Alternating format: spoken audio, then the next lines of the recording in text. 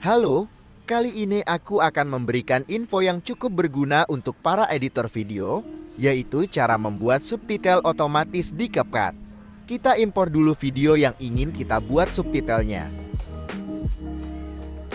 Nah, ini tinggal kita drag ke workspace-nya seperti ini.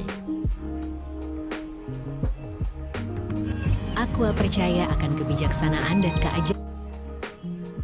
Klik menu teks ini dan pilih keterangan otomatis. Nah, ini kita pilih bahasa yang digunakan pada videonya.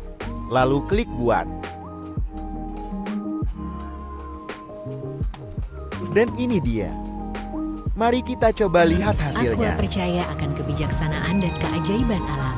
Aqua berasal dari gunung-gunung terpilih, bukan tempat yang mudah tercemar.